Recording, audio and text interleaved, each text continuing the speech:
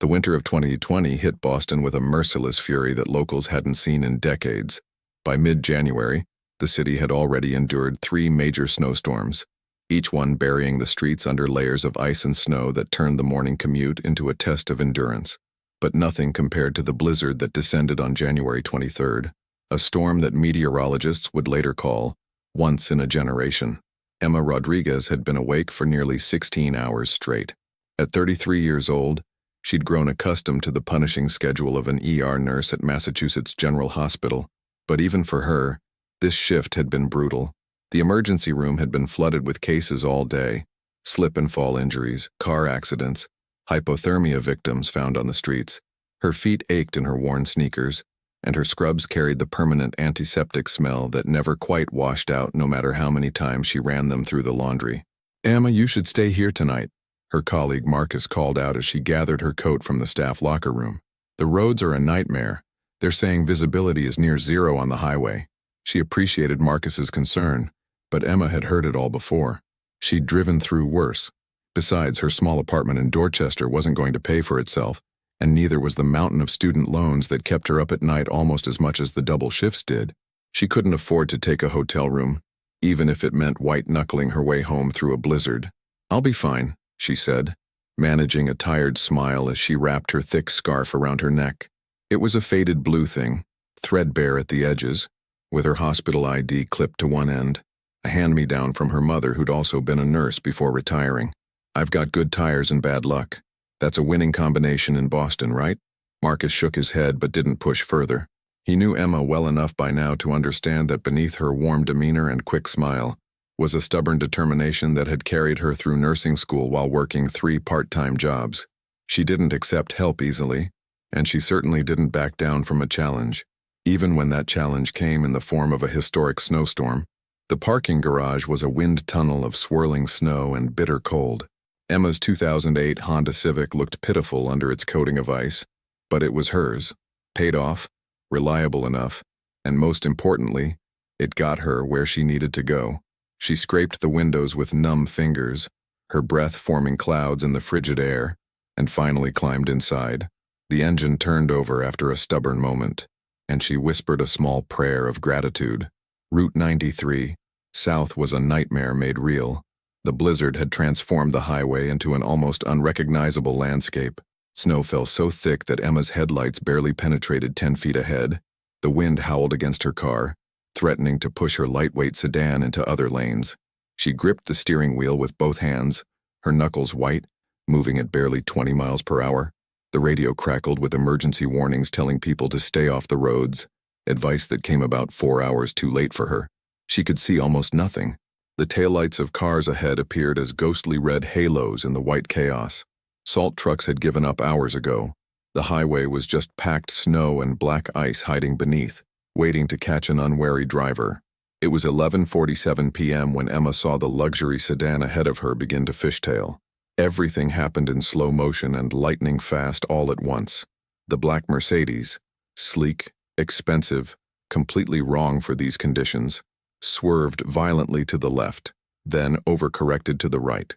Emma's heart leaped into her throat as she eased off her gas pedal, giving the car space. But the Mercedes was already spinning, its rear end whipping around in a full rotation. She watched in horror as it clipped the concrete barrier on the right side of the highway, went airborne for a breathless moment, and then disappeared over the edge of the elevated section where Route 93 crossed the Neponset River. "Oh my God," Emma breathed. Her hands moved on instinct, steering her Civic to the shoulder. Several other cars slowed but then continued on, their drivers likely unable to see what had happened through the blinding snow, or perhaps unwilling to stop in such dangerous conditions. Emma pulled her car as far right as possible and turned on her hazard lights. Her mind was already shifting into triage mode, the same calm, focused state that took over during trauma cases in the ER. She grabbed her phone, dialed 911, and pulled her coat tight as she stepped out into the screaming wind. 911, what's your emergency? There's been a serious accident on Route 93 South, just before the Neponset River crossing, Emma shouted over the wind, stumbling toward the broken barrier. A vehicle went over the side. "I'm a nurse. I'm going down to check for survivors. Ma'am, please wait for emergency services. There's no time. Send everyone you can. I'll stay on the line." She approached the edge where the Mercedes had crashed through and looked down. The ravine was steep, maybe 30 feet, covered in snow and dead winter vegetation. At the bottom, she could make out the crumpled shape of the black sedan, its front end wrapped around a bare oak tree. One headlight still flickered weakly, casting bizarre shadows through the falling snow. Emma knew she should wait. It was the sensible thing, the safe thing. But she also knew that in this weather, in these conditions, emergency services could take 20 minutes or more to arrive. And 20 minutes for someone bleeding out in the cold was the difference between life and death. She'd made her choice before she even realized she was moving. The descent was treacherous. Emma half climbed, half slid down the snowy embankment, using exposed roots and rocks to keep from tumbling headfirst. Her scrubs offered almost no protection against the cold, and snow found its way into her shoes, soaking her socks. The wind was slightly less brutal down in the ravine, blocked partially by the highway above, but the temperature felt even colder somehow, more penetrating. When she reached the Mercedes, her worst fears were confirmed. The driver's side was completely crushed against the tree, the hood buckled upward, steam or smoke rising from the shattered engine. The windshield had spiderwebbed into 1,000 cracks. Through the passenger window, she could see a man slumped against the deployed airbag, motionless. "Hello? Can you hear me?" Emma yanked on the passenger door. It was jammed. She tried the back door. It opened with a groan of protesting metal. She climbed through the back seat, immediately assessing the scene with her trained eye. The man was unconscious, mid-30s, dressed in an expensive suit now stained with blood. There was a deep laceration on his forehead, and blood ran down the side of his face, already beginning to freeze in the cold. His breathing was shallow but present. Possible head trauma, definitely in shock, potentially internal injuries. Emma reached over and checked his pulse at the carotid artery. Thready, but there. His skin was already cold to the touch. Okay, she murmured, talking to herself as much as to him. "You're not dying on me tonight. Not on my watch." She knew she shouldn't move him. Spinal injuries were a real possibility. But she also knew hypothermia would kill him long before the ambulance arrived if she left him here. She made the calculation that every ER nurse learns to make. Which risk was greater? The bleeding from his head wound needed to be addressed immediately. Emma unwrapped the scarf from her own neck, her mother's scarf, the one she wore every shift for luck, and pressed it firmly against the gash on his forehead. The fabric quickly turned dark with blood, but the pressure would help. She used her other hand to check for other obvious injuries, finding what felt like possible rib fractures on his left side. "Can you hear me?" she asked again, louder this time. "I'm a nurse. You've been in an accident. Help is coming." For a moment, nothing. Then his eyelids fluttered, his eyes opened slightly, gray-blue, disoriented, struggling to focus. They found her face hovering above him in the dim light from the flickering headlight. "You're real?" he whispered, his voice barely audible. "Thought angel, not an angel, just stubborn." Emma managed a small smile despite the situation. "What's your name?" Marfiso." He winced, pain clearly shooting through him. "Can't breathe right. Might have broken ribs. Try to stay still. Don't try to move." She kept pressure on his head wound, her other hand finding his and squeezing. "I need you to stay with me, Marfiso. Stay awake. Tell me something. Tell me what you do. Where were you going?" His eyes were trying to close. "Meeting. Had to get to. Important." "No meeting is worth your life," Emma said firmly. "Stay with me. Keep those eyes open." In the distance, she could finally hear sirens, but they sounded far away, fighting through the storm to reach them. Emma's fingers were going numb. The cold was becoming dangerous for both of them now.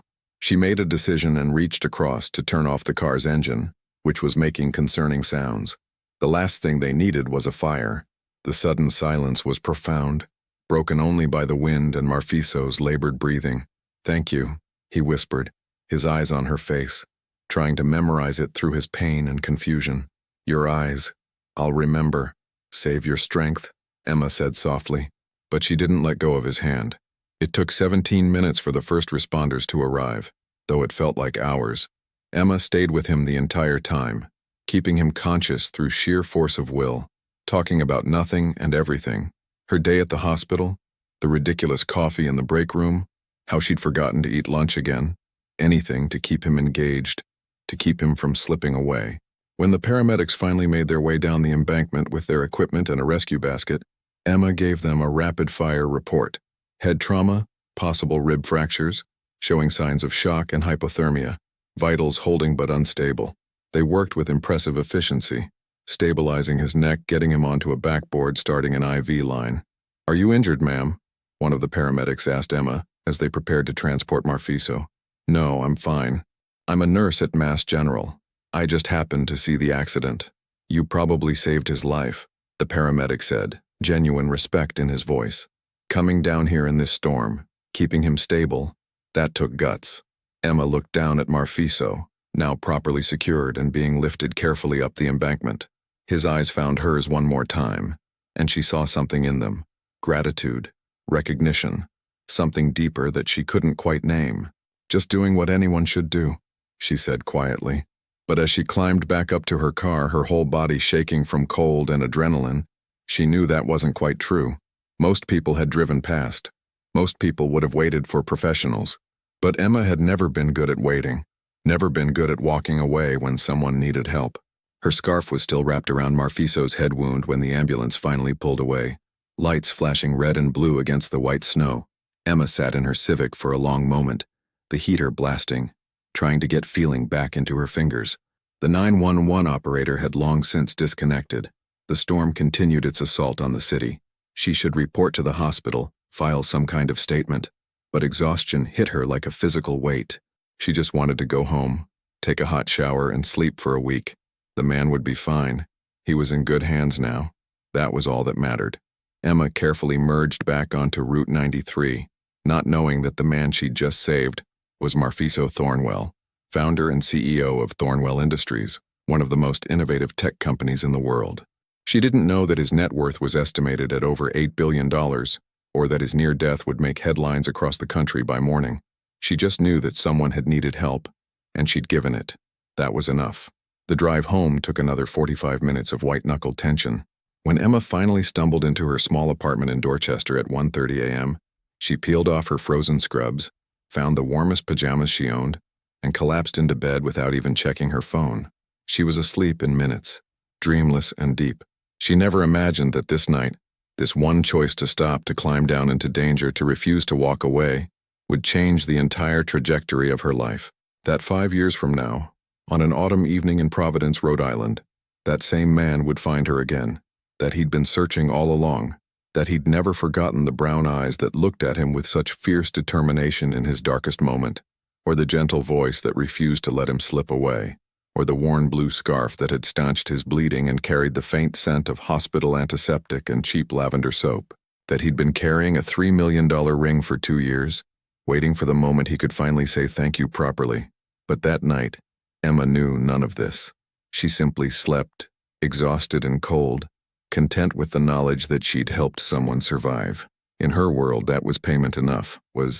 Outside, the blizzard continued to rage, burying Boston under 2 feet of snow, erasing tire tracks and footprints, covering all evidence of the accident except for the broken barrier on Route 93 and the crushed Mercedes being towed from the ravine. Some nights change everything. This was one of them. The autumn air in Providence carried that particular New England crispness that Emma Rodriguez had grown to love over the past 4 years. It was different from Boston. Quieter somehow, less frantic, though no less beautiful. The leaves on Benefit Street were turning brilliant shades of gold and crimson, and the historic colonial houses seemed to glow in the slanted afternoon light. Emma had found an unexpected peace here, even if peace came with its own set of challenges. She pulled her navy blue scrubs straight as she clocked in for her shift at Rhode Island Hospital, her ID badge, now laminated and properly attached to a standard lanyard, not a faded scarf, swinging against her chest. At 33, Emma had more fine lines around her eyes than she'd had 5 years ago, and her dark hair now carried a few premature silver threads that she'd stopped bothering to cover. But her hands were steady, her instincts sharp, and her dedication to her patients remained absolute. "Morning, Em," called out Maya Patel, her closest friend and fellow ER nurse, emerging from the break room with 2 cups of coffee. Maya was 10 years younger, perpetually optimistic, and the only person at the hospital who knew Emma's secret, the real story of that winter night in 2020. "You're a lifesaver," Emma said gratefully, accepting the coffee. It was still too hot to drink, but she wrapped her cold hands around the cup anyway. "Rough morning?" Maya asked, falling into step beside her as they headed toward the nurse's station. Lily didn't want to go to daycare. Full meltdown. Took me 20 minutes to convince her that yes, Miss Jennifer would be there, and yes, they'd have goldfish crackers at snack time. Emma rubbed her temple, feeling the beginning of a tension headache. "Sometimes I wonder if I'm completely failing at this whole single mom thing." "You're not failing, you're amazing," Maya said firmly. "Lily is lucky to have you."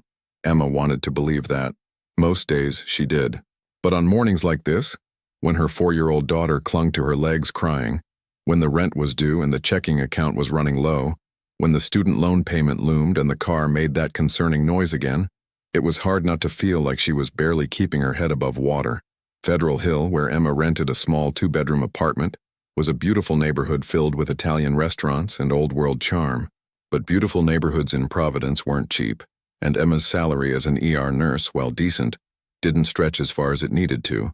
There was always something: childcare costs that seemed to increase every quarter, medical bills from Lily's bout with pneumonia last winter, the security deposit she was still paying off, the perpetual need for new shoes because 4-year-olds apparently grew at superhuman speeds. She'd left Boston 4 years ago for multiple reasons. The official reason was a better position at Rhode Island Hospital with slightly better pay and benefits. The unofficial reason, the one she barely admitted to herself, was that staying in Boston felt like living in the shadow of that night. Every time she drove past the Neponset River, every time she saw a black Mercedes, every time the news mentioned Thornwell Industries, she was transported back to that freezing ravine. She'd followed the news coverage, of course. How could she not? Tech billionaire survives near-fatal crash. Marfiso Thornwell recovering after highway accident. Mystery rescuer saves entrepreneur's life. The stories had dominated Boston media for weeks. There had been appeals for the rescuer to come forward, rewards offered, speculation about who had pulled Marfiso Thornwell from the wreckage before first responders arrived. Emma had stayed silent. It wasn't about the money, though God knew she could have used it. It was about something deeper, something she'd struggled to articulate even to Maya. She'd done what any decent person should do, helped someone in crisis, coming forward to claim credit, to accept reward money, to be paraded around as some kind of hero. It felt wrong. It felt like turning a human moment into a transaction. Besides, their worlds were impossibly different. He was a billionaire who probably had assistants to manage his assistants. She was a single mother trying to figure out how to afford dance classes for her daughter. What would they even say to each other beyond thank you and you're welcome? So she'd packed up her life, moved to Providence, and tried to forget. Except she hadn't forgotten. Not really. In the bottom drawer of her bedroom dresser, hidden beneath old sweaters she never wore, was the scarf. She'd never gotten it back officially. It had been taken as evidence or medical waste, she assumed. But somehow, 2 months after the accident, a package had arrived at her old Boston address. Inside was her mother's scarf, professionally cleaned, the bloodstains removed, folded carefully in tissue paper. No note, no return address, just the scarf. Someone had known. Someone had found her, at least partially. But they'd respected her silence, hadn't exposed her, hadn't pushed. She'd moved shortly after, and apparently, the trail had gone cold. Emma kept the scarf as a reminder of that night, of who she'd been in that moment, brave and decisive and certain. On her hardest days, when she felt like she was drowning in responsibility and loneliness, she'd take it out and hold it, remembering that she was stronger than she thought. "Earth to Emma," Maya's voice cut through her reverie. "You okay? You've been staring at that chart for like 3 minutes." Emma blinked, focusing back on the present. "Yeah, sorry. Just tired." "You're always tired," Maya said, but her tone was gentle. "When's the last time you did something for yourself? Not for Lily, not for work, for you." "I don't remember," Emma admitted with a wry smile. "Probably before Lily was born." Her daughter had been an unexpected gift from a relationship that hadn't survived past the pregnancy. James had been a surgical resident at Mass General, charming, ambitious, and ultimately unwilling to sacrifice his career trajectory for fatherhood. He'd written a check for an amount he considered generous, signed away his parental rights, and moved to California for a fellowship at Stanford. Emma hadn't heard from him in over 3 years. She'd been terrified at first, facing single motherhood while still struggling with her own finances. But Lily had turned out to be the best thing in her life. a bright, curious, loving little girl with Emma's dark eyes, and a personality entirely her own. Everything Emma did now, every double shift she picked up, every budget she carefully balanced was for Lily's future. "You need to date," Maya announced, not for the first time. "You're 33, not 93. You're allowed to have a life beyond work and momming. I'll date when I have time, energy, and the emotional bandwidth to deal with disappointing men," Emma replied, her standard response. So probably never. So cynical for someone so young. Not cynical, realistic. Emma started reviewing the incoming patient board. Besides, what am I going to put on my dating profile? Single mom, constantly exhausted, comes with baggage and a kid who still sleeps in my bed half the time. Swipe right if you enjoy complicated. You're also beautiful, intelligent, compassionate, and you literally saved a billionaire's life, Maya pointed out. That's pretty impressive. "A billionaire who moved on with his life and forgot all about me?" Emma said, more sharply than she intended. She softened her tone. "Which is fine. That's how it should be. He lived. I moved on. Everyone's better off." But even as she said it, a small part of her wondered, had he really forgotten? Did he ever think about that night, about the stranger who'd climbed into the cold to keep him alive? Or was it just another story he told at dinner parties, smoothed over and distant, the details already fading? She'd Googled him, of course, who wouldn't? Marfiso Thornwell had not only recovered from the accident but had led Thornwell Industries to unprecedented success. His company had pioneered new artificial intelligence applications in healthcare and environmental monitoring. He'd been on the cover of Forbes, TechCrunch, Wired. He gave speeches at conferences, donated millions to charitable causes, dated actresses and models whose names Emma vaguely recognized. He'd built an empire while she'd built a life. Both were valid. Both were enough, or so she told herself. New York City, Thornwell Industries, headquarters. Marfiso Thornwell stood at the floor-to-ceiling windows of his corner office on the 47th floor, looking out at Manhattan's glittering skyline without really seeing it. At 40 years old, he had everything a man could supposedly want. Wealth beyond measure, influence, success, respect. His company was valued at $12 billion. He had homes in New York, San Francisco, and Miami. He drove cars that cost more than most people's houses. And yet, standing here in his perfectly tailored Tom Ford suit, surrounded by the trappings of success, he felt the same hollowness that had haunted him since the accident. No, since before the accident, if he was being honest with himself. "Sir, your 4 o'clock is here." His assistant Gerald's voice came through the intercom. "Mr. Preston, from the venture capital firm." "Give me 5 minutes," Marfiso said, not turning from the window. He caught his reflection in the glass, tall, lean, with dark hair that showed distinguished gray at the temples. The scar on his forehead, just above his left eyebrow, was barely visible now, faded to a thin white line. Most people never noticed it, but Marfiso touched it unconsciously multiple times a day, a habit he couldn't break. It was his reminder, his touchstone, his link to that night. He remembered so little from the actual accident. The car spinning, the sickening crunch of metal, the pain.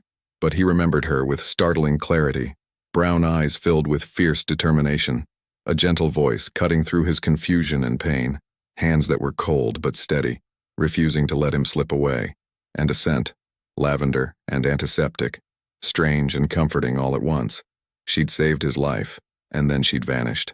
For 5 years, Marfiso had searched. At first he'd been consumed by gratitude, by the need to thank her properly to repay an unpayable debt. He'd hired investigators, offered rewards, followed every lead. They'd found the 911 call, a woman, calling from the scene, identifying herself as a nurse. They'd found witness statements from the paramedics describing a woman in scrubs who'd been with him when they arrived. They'd even recovered the scarf, a faded blue thing with a partially illegible hospital ID tag. The name had been worn away, but they'd determined it was from Massachusetts General Hospital. That had narrowed it down to several hundred female nurses who'd been employed there around that time. The trail had gone cold 18 months after the accident. Either she'd left the hospital, left the state, or simply didn't want to be found. Marfiso had respected that. Mostly, he'd pulled back the most aggressive search efforts. But he'd kept the investigation file open, kept checking in periodically with his private investigator, kept hoping, and 2 years ago, he'd commissioned the ring. It had been an impulse, or perhaps an act of faith. He'd worked with a master jeweler in Antwerp, designing something unique, something worthy. a 3-carat natural blue diamond, exceptionally rare, set in platinum with smaller diamonds forming a constellation pattern around it. The whole piece was worth just over $3 million. His CFO had questioned his sanity. Gerald had suggested therapy. His brother had asked if he was having some kind of breakdown, but Marfiso had known what he was doing. The ring wasn't about the money. He had more money than he could spend in 10 lifetimes. It was about the gesture, the symbol, the statement. It was his way of saying, "You matter. What you did mattered. I haven't forgotten." Even if he never found her, even if she never wanted to be found, having the ring made the search feel less futile. It was hope, crystallized and set in precious metal. "Mr. Thornwell?" Gerald's voice came through again, more insistent. "Your meeting? Cancel it," Marfiso said suddenly. "Clear my schedule for the rest of the day." "Sir, you heard me, Gerald. Cancel everything." He turned from the window and strode to his desk, pulling open the bottom drawer where he kept the file. It had become thick over 5 years. Investigation reports, hospital records, dead ends, and possibilities. And clipped to the front was a photograph that his investigator had sent him 3 days ago. A woman leaving Rhode Island Hospital in Providence. Dark hair pulled back, navy scrubs, a tired but genuine smile on her face. She was holding the hand of a small child, a little girl with curly hair and a bright pink backpack.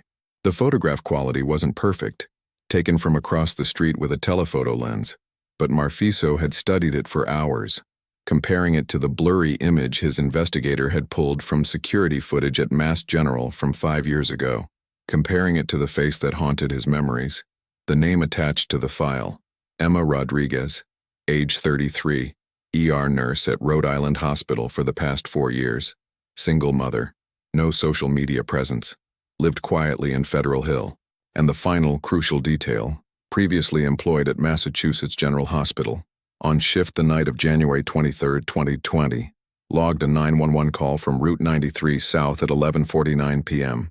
It was her. After 5 years, he'd found her. Marfiso had sat with this information for 3 days trying to decide what to do. His first instinct had been to go to her immediately, but Gerald had urged caution. You don't know her situation.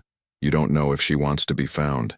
You could be intruding on her life. Gerald was probably right, but Marfiso couldn't shake the feeling that this was meant to happen, that 5 years of searching, 5 years of carrying this gratitude and something deeper he couldn't quite name, had led to this moment for a reason. He picked up his phone and dialed his private investigator. "David, it's Marfiso Thornwell. I need you to do one more thing for me. Emma Rodriguez, the woman in Providence. I need to know her routine, where she works, when her shifts are, where she goes. Nothing invasive, I'm not trying to stalk her. I just need to know when I can approach her without causing a scene or frightening her." "Understood, Mr. Thornwell. I'll have that information for you by tomorrow morning. Make it tonight. I'll pay whatever you need." After he hung up, Marfiso opened his office safe and removed the ring box. It was simple, elegant, black velvet with his company's logo discreetly embossed on top. Inside, the blue diamond caught the afternoon light and threw small rainbows across his desk. He'd carried this ring with him for 2 years, waiting, moving it from office to office, home to home, even taking it on business trips. It had become a talisman, a promise. Soon he would be able to keep that promise. Gerald knocked and entered without waiting for permission, his expression concerned. "Sir, I really think you should reconsider this. You're building this woman up in your mind as some kind of savior figure, but you don't actually know her. What if she's not who you think she is? What if she doesn't want your gratitude or your ring? What if she's perfectly happy with her life, and you're about to complicate it in ways you can't predict?" "All valid points," Marfiso acknowledged, "and all irrelevant. I'm going. At least take me with you. Or security. No, this is something I need to do alone." Marfiso closed the ring box and slipped it into his jacket pocket. "She climbed down into a ravine alone to save my life, Gerald. The least I can do is show up alone to thank her. What if she refuses the ring? Then she refuses it. But I have to offer. I have to try." Marfiso met his assistant's eyes. "I've spent 5 years building an empire, making deals, accumulating wealth and power, and none of it means anything if I can't say thank you to the one person who actually saved my life. Don't you see that?" Gerald sighed, defeated. "I see that you're determined. I also see that you've been different since the accident. More driven, yes, but also more empty, like you're looking for something you lost." "Maybe I am." Marfiso said quietly. Maybe I'm looking for the person I was in that moment when everything stopped mattering except survival. Or maybe I'm looking for the person who saw me at my absolute worst and helped anyway, without knowing who I was or what I was worth. And what if you find her and she's just a normal woman with a normal life who did her job? Then I'll thank her, give her the ring if she'll accept it, and we'll both move on.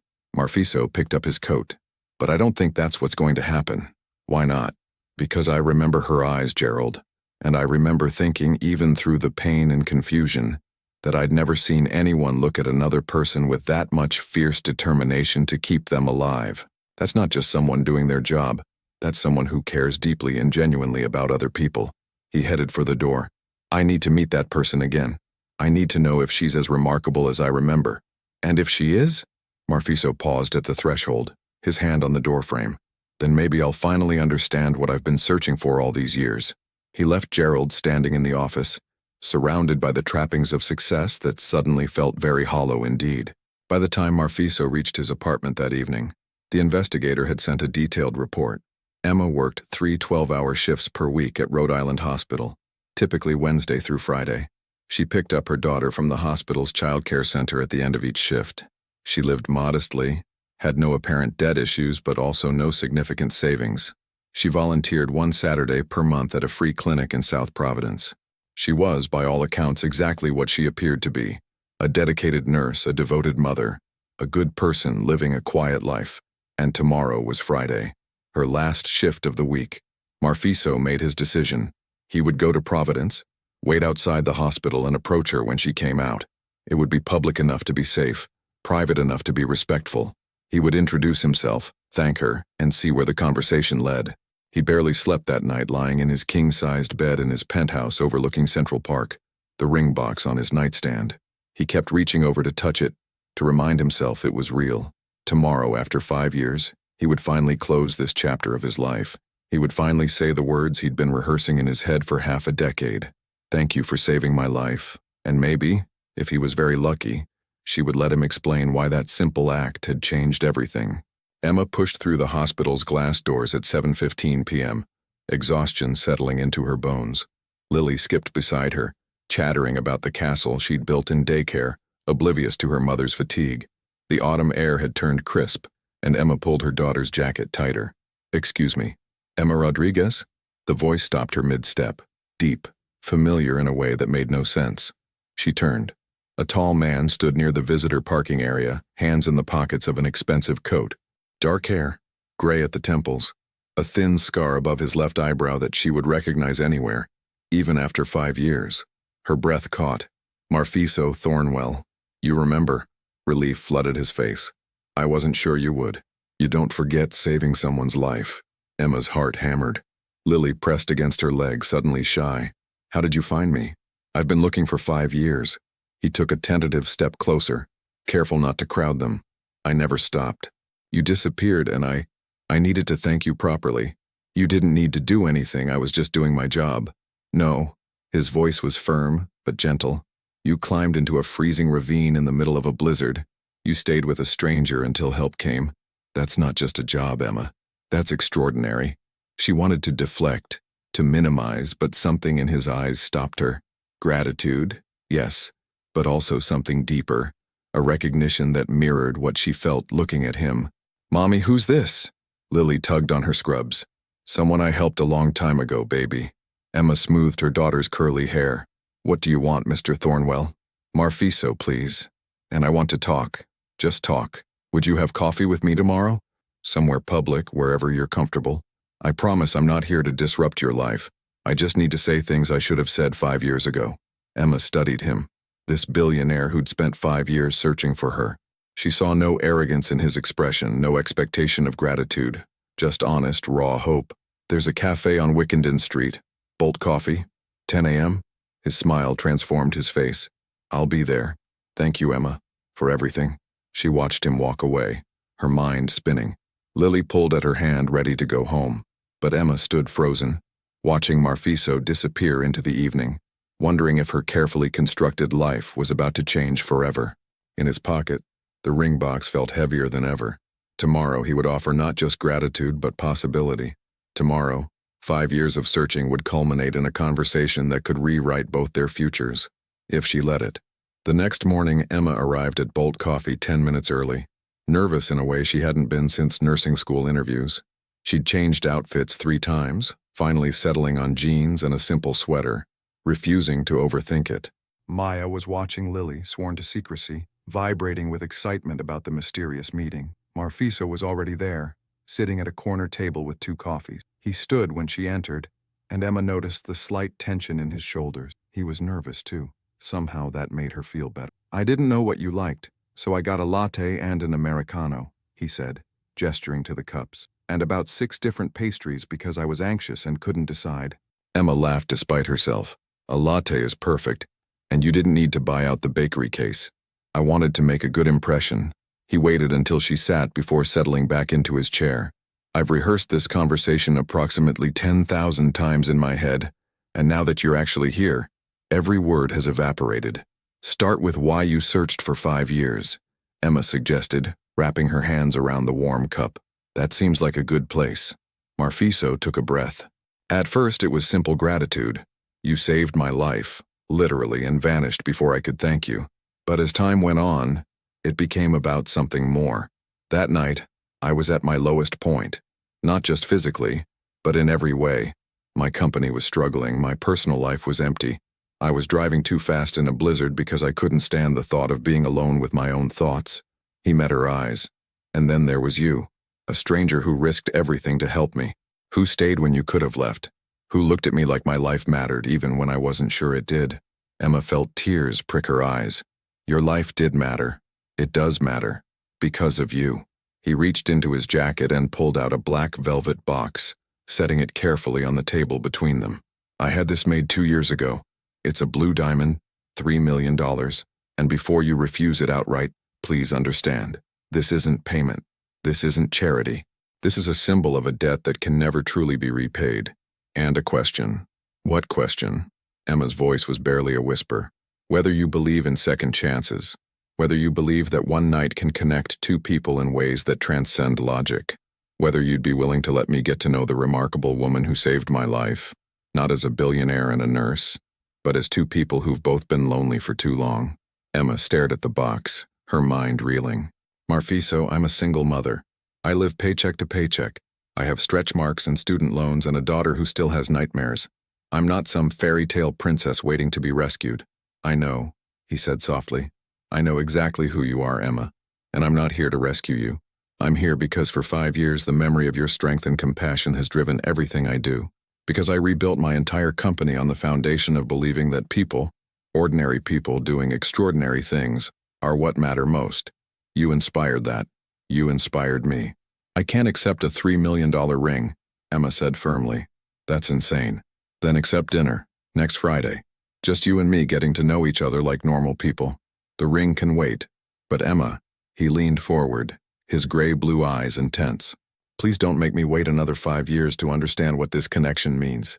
Emma looked at this man who'd searched for her across years and distance, who'd commissioned a ring worth more than she'd earn in a lifetime, who looked at her like she hung the moon.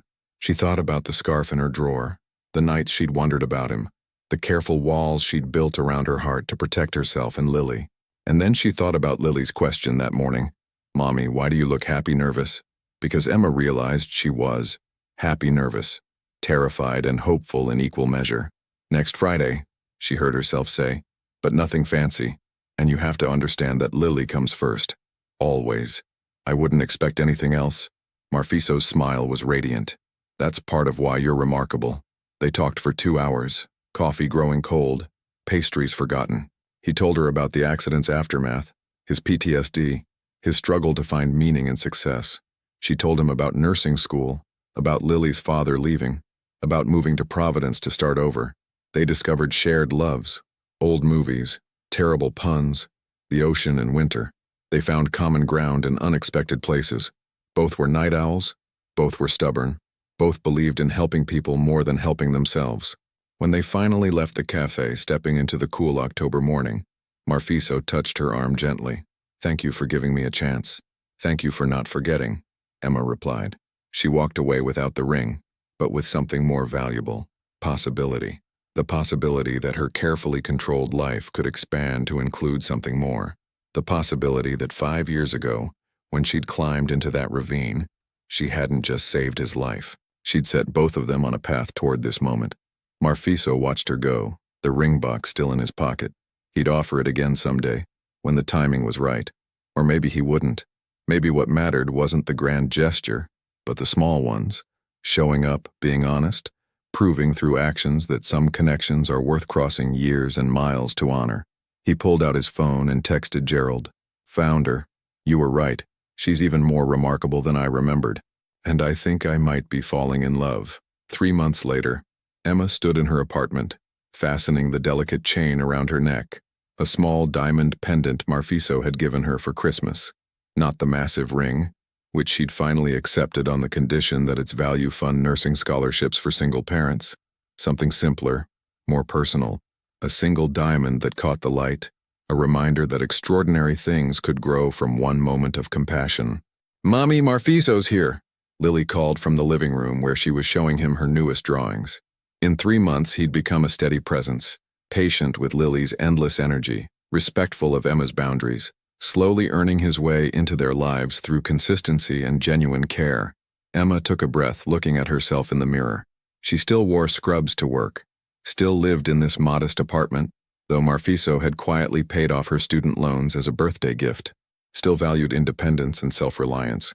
But she'd also learned to accept help, to believe that letting someone in didn't mean losing herself. In the living room, Marfiso sat cross-legged on the floor, seriously examining Lily's artwork.